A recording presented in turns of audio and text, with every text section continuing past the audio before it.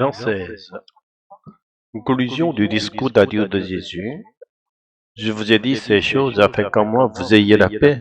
Dans le monde vous aurez des tribulations, mais prenez courage, j'ai vaincu le monde. Au chapitre 13, Jésus lave les pieds de ses disciples et annonce qu'il serait trahi, préparant ainsi son discours d'adieu. Pourtant, jusque-là, des disciples se disputaient encore pour savoir qui entre eux était le plus grand, et Judas Iscariote avait déjà décidé dans son cœur de livrer Jésus. Même si l'heure de quitter ce monde pour retourner auprès du Père approchait, les disciples ne comprenaient toujours pas pleinement ce qui se passait.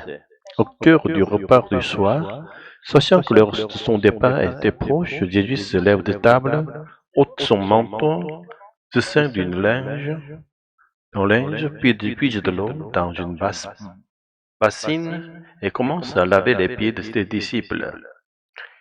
Puis les essuie avec le linge dont il est saint. Ensuite, il leur donne un commandement nouveau, s'aimer les uns les autres comme lui les a aimés. Au chapitre 14, Jésus proclame qu'il est le chemin, la vérité et la vie et promet l'envoi du Saint-Esprit, le Consolateur. Au chapitre 15, il se présente comme le vrai Sève, exhortant les disciples à demeurer en son amour et à s'aimer mutuellement, mais les avertir aussi, le monde les haïra tout comme il l'a haï lui. Car le monde ne peut connaître Jésus. Seul le Saint-Esprit que Jésus enverra du Père peut révéler la vérité sur l'identité véritable de Jésus. Dans le chapitre 16, Jésus révèle qu'il doit s'en aller afin que le Saint-Esprit puisse venir et que cela sera un avantage plus grand encore pour les disciples. En effet, c'est le Saint-Esprit qui pourra leur donner la compréhension de l'identité de Jésus, ce qu'ils ne saisissaient pas encore pleinement. Jésus est l'unique à la fois Dieu et homme. En lui, la divinité et l'humanité coexistent en parfaite union, et celui qui demeure en Jésus participe, en tant qu'homme, à la nature divine de Dieu, qui reçoit ainsi la vie éternelle bienheureuse. Sans Dieu, il nous est impossible de goûter un bon bonheur véritable. Dieu seul nous accorde la vraie liberté, celle qui nous affranchit du péché. Dans Jean 16, 25 à 33, Jésus conclut son discours d'adieu en révélant que la voie de la croix est aussi le chemin qui le ramène vers le Père. Il dit aux disciples que désormais le Père les aime lui-même parce qu'ils aiment Jésus et croient en lui. Ils peuvent donc prier directement le Père au nom de Jésus. Les disciples répondent qu'ils comprenaient maintenant la vérité, mais leur foi n'est pas encore complète. Jésus prophétise que lorsque l'épreuve viendra, ils l'abandonneront tous et fuiront. Une foi salvatrice parfaite ne peut venir que du Saint-Esprit, le Consolateur.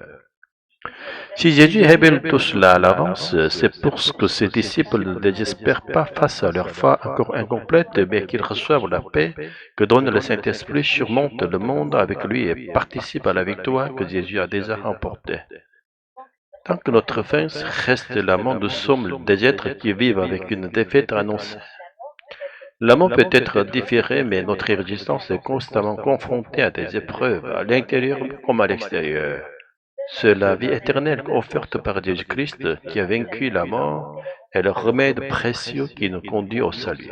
Alléluia, Amen. Un jardin tranquille, 12 amis discutent après avoir lu Jean 16 ensemble. T'as vu comment Jésus termine son discours? Prenez courage, j'ai vaincu le monde. C'est bouleversant. Il sait qu'il va être abandonné et pourtant il parle de victoire. Oui, et il ne leur reproche même pas leur faiblesse, il les prépare, il leur annonce leur chute, mais sans les condamner.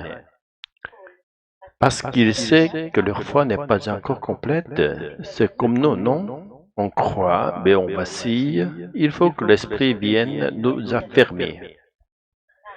Et pourtant, malgré leur faiblesse, il leur dit que le Père les aime, pas seulement parce qu'ils y croient, mais parce qu'ils aiment Jésus. C'est ça qui me touche le plus. Moi aussi, c'est comme s'il disait, même si vous allez tomber, je vous ai choisi. N'attends pas qu'on soit parfait, mais qu'on reste attaché à lui. Et cette paix qu'il promet, ce n'est pas une paix qui évite la souffrance.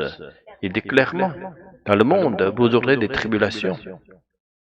Mais cette paix vient du fait qu'il a vaincu. Sa victoire est déjà acquise.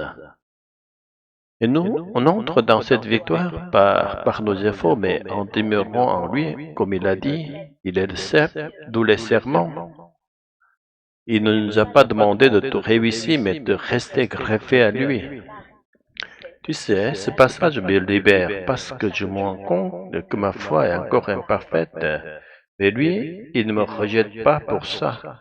Il m'attire à lui par son esprit. Il me fait grandir dans la confiance. Oui, ce n'est pas un Dieu qui écrase, mais un Dieu qui lave les pieds, qui s'abaisse, qui donne sa vie. Et même dans l'échec des disciples, il prépare leur relèvement.